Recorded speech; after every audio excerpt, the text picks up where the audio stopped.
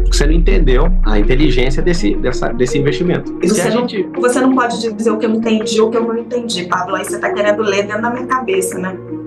Se você ficar menos hostil, talvez você entenda melhor. Você que não pode tirar essa conclusão por mim. Segue mas aqui não é um debate, aqui é uma entrevista. Então, assim, se você faz sua pergunta, eu faço a resposta, eu te pergunto algumas coisas, a gente vai seguir na nobreza, senão a gente vai partir para baixaria desse jeito. 1.2 bilhão e acha que vai tirar esse retorno em turismo na Zona Sul de São Paulo. Você falou o valor errado. Esse valor aí não existe para construir um prédio de 1 quilômetro de altura. Então, a gente tem que mudar todo mundo para lá, porque tá barato demais a construção lá. Não falei valor errado, não, tá certinho. Não tá, porque não termino uma obra dessa. Eu sou construtor. A metragem quadrada e a tecnologia para fazer um prédio desse não termina. O valor tá errado, não. Tá certo. Errado. Não constrói um prédio com R$1 bilhão. Não é dólar, não. 1.2 bilhão e a minha pergunta... É porque você falou reais. Não, você tinha falado reais. Volta a fita depois, você falou reais. Gente. 1.2 bilhão.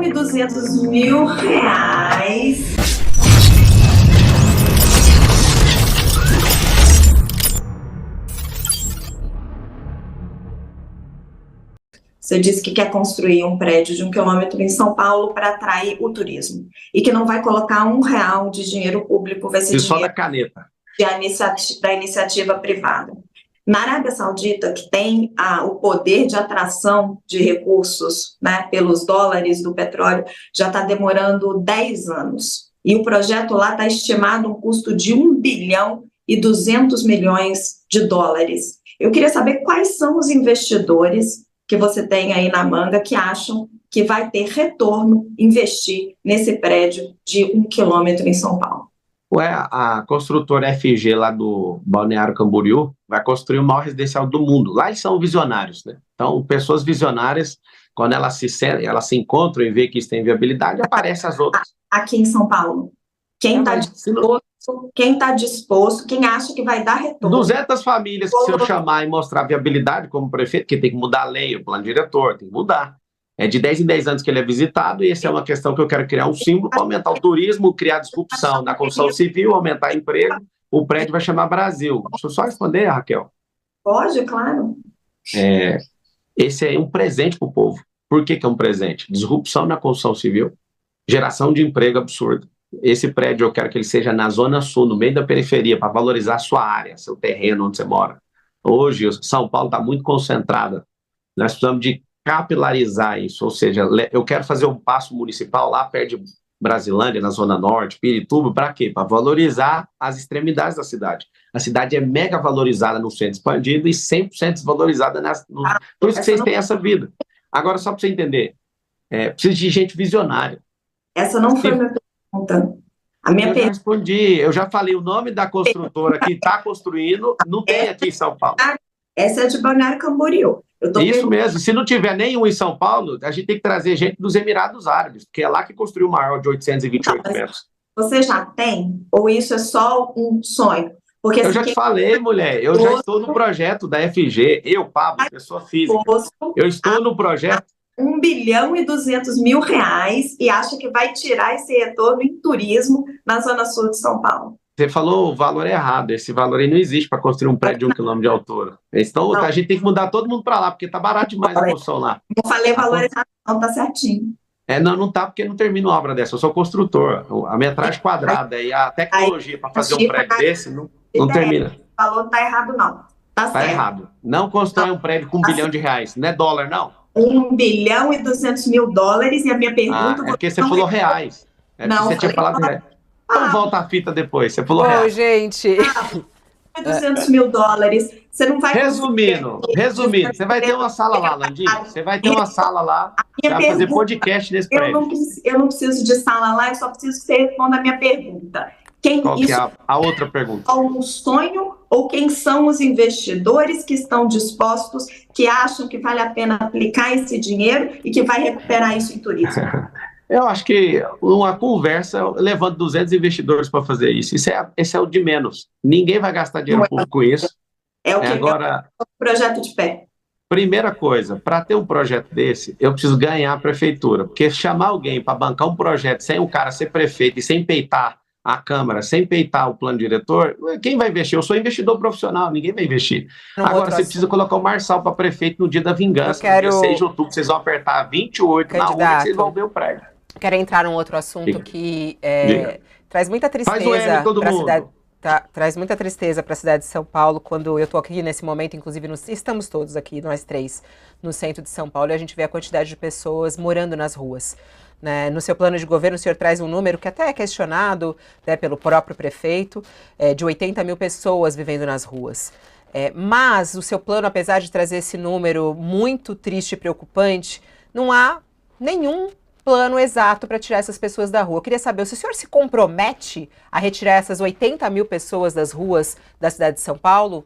O nosso coordenador do plano de governo é o Sabará, que era secretário, já foi secretário da prefeitura e secretário do governo do estado, saiu me conhecendo, sabe aonde?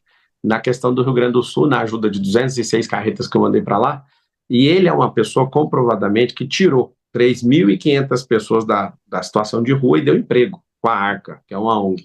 Hoje, essa assistência, né, de tirar essas pessoas e cuidar delas é algo em torno de um pouco mais de 2,6 bi no orçamento, só que 1 bilhão é destinado para essas ONGs que estão ajudando nisso. Só que tem ONG tipo a Craco Resiste que recebe dinheiro público para manter, para fazer esse negócio continuar. O aumento, quando você fala o número, não foi eu que saí contando o número, nem minha equipe. Isso aí tem números de 60 a 80 mil, mas de todo jeito é um Morumbi lotado de moradores de rua. Essa é uma situação que a gente precisa tratar com emergência. Falar que vai zerar em 4 anos, ninguém conseguiu fazer isso. Agora, tem 3 ambientes: a rua, o abrigo e o emprego. A gente precisa promover essas pessoas. Leva, em média, 7 vezes uma entrevista com a pessoa, segundo o Sabará e a Arca. Eu preciso repetir 7 vezes com a pessoa para ver se eu levo ela para o abrigo. Do abrigo, a gente precisa levar ela para o emprego. E aí está o problema. A Cracolândia hoje não é só crack. A maior parte do problema hoje é álcool. As pessoas estão se beneficiando ali dos abrigos para ficar ali à noite, porque no abrigo você não pode ficar entrando e saindo toda hora. Se for virar à noite, tem que esperar amanhecer para essa pessoa sair. O que a gente precisa? Na formação de emprego, levar essas pessoas. Elas precisam de 12 meses a 24. Tem gente que se recupera com 6. O maior instrumento de recuperação de gente é filosófico, é crença, é religião. O cara se apegar em algo mais forte do que ele imagina, ele dedica a vida dele e dá quando sair mais rápido. O emprego é o que vai trazer a estabilidade para ele depender das próprias mãos, né, dele. Então, o Sabará, que já lidera isso, é o cara que já tem os códigos, ele já tirou 3.500 pessoas e nós vamos fazer uma revolução em relação a isso. Mas se não tiver emprego, não tem como. Tem que gerar emprego. Então não tem como prometer isso, não tem como prometer isso em 4 anos, que foi justamente o Abre, né? Então não tem. Vai ser uma tentativa de retirar essas pessoas da rua com vários modos, como o senhor falou. Nós vamos reduzir drasticamente. O Sabará assistiu, quase que zeraram a Cracolândia, mas tem um interesse público por trás por causa desse 1 bilhão de reais. Não zeraram, né, candidato? A gente sabe que aquilo lá é um fluxo que vai e vem, eu acompanhei muito isso, inclusive o trabalho de Sabará, até mesmo esse número que o senhor fala de 3.500 pessoas, não há comprovação exatamente sobre isso. Há comprovação pela agência de checagem. Isso aí está errado o que você falou, já foi comprovado. É por isso que eu uso o termo comprovadamente. Já foi comprovado. 3.500 pessoas retiradas das ruas durante essa gestão. E que muitas vezes voltam, como a gente sabe que existe esse fluxo. Isso, mas aí retirado e voltado não é a garantia eterna que a pessoa não vai voltar. Ela precisa de estar inserida numa comunidade forte onde ela vai continuar prosperando. Vamos lá, Fábio. Vai lá, zeladoria.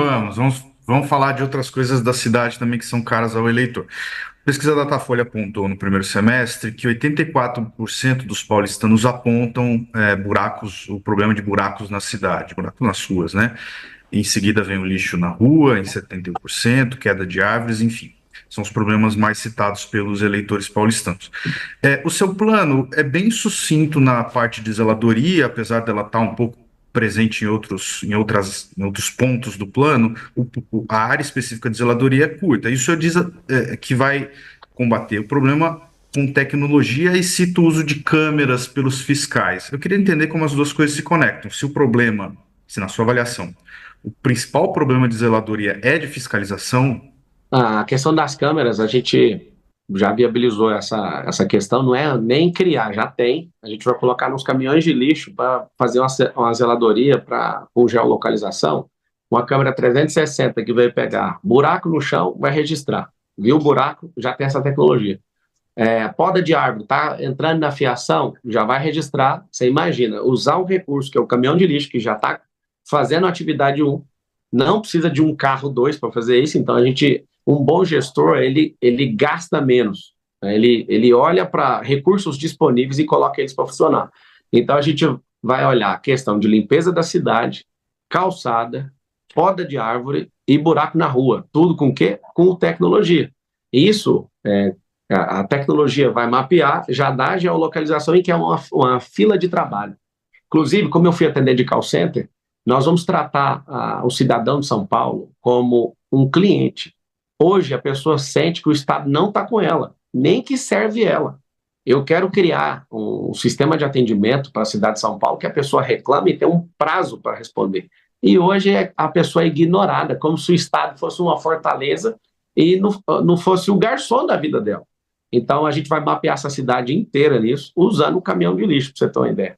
Pablo, você está propondo aumentar o número de subprefeituras de 32 para 96, para ter uma em cada distrito. Isso significa triplicar o número de funcionários, de contratos, de equipamentos. Você sabe quanto custa isso? Se fosse na conta linear, seria o triplo do valor que é gasto hoje, só que a gente vai gastar menos dinheiro. Por quê? Porque está tudo esparramado em muitos prédios, está alugando prédio que não é da prefeitura, a gente vai reduzir isso para um prédio só em cada subprefeitura, então vai ter economia. Hoje, o orçamento das subprefeituras está em 2 bilhões e 800 milhões de reais. Um orçamento para 96 subprefeituras vai para 4 bilhões de reais. O número de funcionários tem que subir para 5.440. Conta linear, que está errado. Não é conta linear, isso é uma claro que é. Não, isso aí é o seguinte, tem um aplicativo 56 que a gente vai fazer... Posso terminar a pergunta? Não foi a pergunta ainda? Não, eu deixo a resposta. Vai lá. O subprefeito é uma indicação do prefeito, mas ele tem muita influência do vereador. Você que é um cara antissistema, está propondo a criação aí de 64 cargos sensíveis a indicações políticas. Por quê? É o seguinte, hoje, do jeito que está, pergunta para o povo. E essa é uma ideia do povo, tá? Tem a prefeitura perto de casa. Nos 96 distritos, a pessoa ela precisa de ir num lugar e fala, agora vai no outro prédio, agora vai nesse. Porque você não entendeu a inteligência desse investimento. E você não pode dizer o que eu entendi ou o que eu não entendi, Pablo. Aí você está querendo ler dentro da minha cabeça, né? Se você ficar menos hostil, talvez você entenda melhor. Você que não pode tirar essa conclusão por mim. Mas aqui não é um debate, aqui é uma entrevista. Então, assim, se você faz sua pergunta, eu faço a resposta, eu te pergunto algumas coisas, a gente vai seguir na nobreza, senão a gente vai partir para a baixaria desse jeito. Seguindo na nobreza. Gente, tá tão... Vamos lá. A conclusão por mim. Pode seguir a resposta. Então, tá bom, obrigado. A questão é o seguinte, se for repetir o modelo fracassado do Ricardo Nunes, que é o atual ex-prefeito, a gente vai aumentar de forma drástica. Quando eu te falei a conta linear, o que é a conta linear? A conta linear é pegar um número e só multiplicar ele por 2, né? Se você tem 32, que é 96, você vai multiplicar isso aí e a gente vai ter 3 vezes o gasto, né? Por 2, não, por 3. Não é assim a conta é simples. A gente vai pegar esses imóveis sem destinação da prefeitura e vamos reduzir o tamanho e vamos migrar para um 56, que é um aplicativo que ninguém está usando. Vários serviços têm que estar no aplicativo, só que eu quero um lugar físico reduzido, que vai enxugar gastos, você não está entendendo. Sobre a indicação, que aí eu termino a resposta que você falou, essa indicação é sensível, isso é muito bom, porque a Câmara inteira vai estar na minha mão. Todo mundo que fica preocupado sobre governabilidade, que eu acho que é o último bloco nosso aqui, eu estou trazendo vereadores que têm cargo. Tipo, o Rubinho, que é do União, abriu mão do seu fundo eleitoral final dele, que era um grande valor, tempo de televisão para me apoiar. E vários vereadores, depois que viram ele tendo coragem, querem assumir as sanções dos seus partidos para vir comigo, porque sabe que aqui vai ganhar. Então, assim, ter isso é muito bom. A gente vai colocar gente muito séria para fazer isso, mas tudo é por você, é para você ter um atendimento, que você não tem. Você que está me assistindo, que mora em São Paulo, você não tem um atendimento. Você vai ser cliente. Nós vamos tratar você como um cliente de luxo. Você tem que ser atendido. Você não pode. Você vai matar um dia de serviço para ficar rodando em 3 prédios da prefeitura. Vai ter um prédio perto da sua casa. Isso é uma coisa básica. E tem um custo, né? Esse funcionando de verdade. Esse atendimento tem esse custo que, como você disse aí, é alto e tem que ser estudado. Eu queria ir para a mobilidade. Nosso tempo está voando e tem um assunto que eu acho extremamente importante, que são as mortes no trânsito. Eu não sei se você viu ou não os números que a gente tem do primeiro semestre desse ano, e são muito tristes. 32% de aumento, 520 vidas perdidas nas ruas da cidade de São Paulo nesse primeiro semestre desse ano. A gente tem ali, em algumas cidades que são vistas como cidades, né, do futuro, cidades inteligentes, cidades seguras, metas bem ousadas como Paris, que fala inclusive de zerar o número de mortes no trânsito. Isso não consta no seu plano de governo, algo para reduzir mortes de trânsito. Queria saber, isso te preocupa? Você tem alguma ideia de como reduzir as mortes no trânsito de São Paulo? A gente está com um problema que a nossa cidade está entre as tops do mundo, né, em violência no trânsito. Lembra que eu falei sobre o ensino de inteligência emocional? A gente tem violência no trânsito e essa violência tem a ver com a pessoa não saber dialogar. A gente tem uma violência no trânsito, eu vi aí esses dias um cara numa Porsche, matou o outro atropelado porque quebrou o retrovisor. As pessoas estão perdendo a noção do que é a vida, do que é o respeito, do que é a segurança. A gente investe isso na escola, no braço educacional, em todas as empresas. Eu quero treinar a cidade de São Paulo na habilidade socioemocional para a gente conviver junto. Sobre o trânsito de forma inteligente, a gente tem um semáforo que ele é contornado por uma cor amarela. Todo semáforo que tem esse amarelo é um semáforo inteligente. A gente precisa continuar investindo nisso. Por quê? Porque ao invés, às vezes você está parado num lugar, e estar parado num lugar que não tem um semáforo inteligente, a pessoa dá uma olhada para um lado, para o outro e fala, vou cruzar para a esquerda. Se fosse para a direita, girando quadra, que é o que a gente propõe... Só olhando nessas cidades, e eu já estudei profundamente isso, e também conversando com vários especialistas, o caminho mais eficaz e talvez um dos principais é a redução de velocidade. A gente teve mudanças aqui em São Paulo, por exemplo, com a chegada do Dória como prefeito, né? O Acelera São Paulo, não sei se você lembra. Ele aumentou a velocidade nas marginais. O senhor pretende reduzir? O senhor pretende... Não vai reduzir. Não vai reduzir velocidade. Na cidade de São Paulo, o senhor pretende reduzir a velocidade em alguns lugares? Nessas cidades que eu citei aqui, nós temos ali velocidade máxima de 30 km por hora. É talvez a única forma de reduzir e aumentar a fiscalização também. O senhor pretende fazer isso? O trânsito da cidade já é tão lento que você não precisa reduzir a velocidade. Já é uma situação absurda. Então, reduzir velocidade de forma nenhuma. O que a gente precisa de fazer é, de novo, a gente precisa de mexer na mentalidade do povo. Nos Estados Unidos, todo mundo para no pare. Aqui em São Paulo, as pessoas não param nas esquinas. Elas entram de qualquer jeito. Isso é educacional. Não precisa reduzir a velocidade de um trânsito que não anda. Já está tudo certo a questão da velocidade. O que a gente precisa é investir para as pessoas respeitarem o pare, respeitar as vias. Numa discussão, não entrar nessa loucura. Quando diminuir essa criminalidade, com a oferta de emprego, a gente vai ter um trânsito menos hostil, fica todo mundo preocupado, com o vidro fechado, o povo fica tenso dentro de um trânsito, que é lento, isso vai aumentando a instabilidade emocional das pessoas, ela fica irritada com essas artérias travadas, que são essas grandes avenidas, e tem gente que leva 1h40 para chegar em casa todo dia. Ou seja, a gente precisa, melhorando a mobilidade, né, criando as vias expressas, está aí no plano, os bolsões de estacionamento nas 10 rodovias que entram na cidade de São Paulo, criando essas soluções, conseguindo viabilizar o giro de quadra à direita com sinal vermelho, igual nos Estados Unidos, sequenciado por um pare, a pessoa tem que chegar, parar, olhar e girar a quadra. Não é contra a quadra, é giro de quadra. A gente vai aumentar a velocidade. Se a gente conseguir ter o Pablo Marçal como prefeito, 28 lá na urna, você já sabe o número, você vai ter uma possibilidade de ter emprego perto da sua casa, na periferia. Candidato, o que vai diminuir? Vai diminuir o problema de mobilidade, que é o quê? Esse caos, essas artérias todas travadas na cidade de São Paulo. Candidato, deixa eu entender um ponto, conectando as duas coisas com outro ponto do seu plano de governo, que é, o senhor fala de acabar com a indústria das multas, que as multas são feitas, o sistema de multas que é feito só para arrecadar dinheiro e tal. A cidade de São Paulo tem hoje 877 radares. Como é que se coaduna a ideia de diminuir o número de radares, e aqui uma pergunta, se a ideia é diminuir o número de radares, e fazer com que as pessoas sigam mais a regra de trânsito? É factível isso? Imaginar que com menos fiscalização eletrônica as pessoas vão parar menos no sinal, vão respeitar mais a velocidade máxima, e se vai matar menos gente? A única coisa, Fábio, que pode mudar um povo é a educação. Ficar só fazendo 4 milhões, salvo engano, 4 milhões todos os dias de multa, só está tirando o dinheiro do trabalhador. Eu acho isso injusto. Eu não falei de diminuir radar. Os radares podem continuar, mas a gente tem que abrir um período de conscientização, porque eu conseguindo ser prefeito, vocês me deram essa chance, votando no 28, no dia 6 de outubro, o dia da vingança, nós vamos tirar esse consórcio comunista do Brasil aí, esses 4 outros candidatos. Depois do último debate, a gente conseguiu aí a baixa da Atena, ele vai sair, tá construindo um storytelling para isso, fica aí de primeira mão. O que a gente vai fazer? A gente precisa reeducar o povo para usar o trânsito. Mas em curto prazo, reduzir a mortalidade em curto prazo. Tem que treinar, deixa eu te falar. O braço educacional já vai começar no dia 1º de janeiro. Eu vou terminar. Mas o efeito disso não é longo? É claro, mas tem que começar. Se tivesse começado há 5 anos atrás, a gente estava tranquilo hoje. Não, concordo, mas eu digo para efeito mais rápido, para redução de mortes. O efeito mais rápido é falar com gente. Pegar essas multas e abrir um período e falar, nós vamos fazer um processo educacional para você ver. Aí a gente abre esse processo educacional treinando o povo. Agora, vamos para cima. Deixa eu te explicar. Se não treinar um povo, não tem como mudar isso.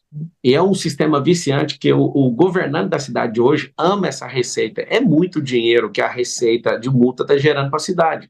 Só que as pessoas estão mudando. Se o caráter da multa estivesse mudando as pessoas, a gente teria uma redução das multas. Só que não, ela continua crescendo.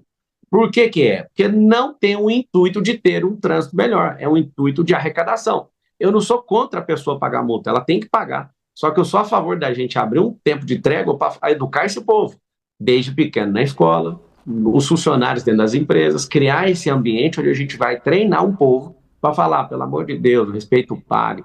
Por favor, aprenda inteligência emocional para você parar de brigar no trânsito. A gente tem um povo hoje, gente tem mais homicídio no Brasil do que países que estão em guerra. A gente já chegou a ter 70 mil homicídios no ano. Você olha para o Japão, que é um povo que trabalha essa questão socioemocional, a gente tem 900 homicídios no Japão no ano. Eu vou girar aqui, mas né, esse assunto de mobilidade, assim, a educação é um dos pilares, né? Mas tem outras medidas aí muito importantes e que não estão aí. É o principal, a educação. Vamos para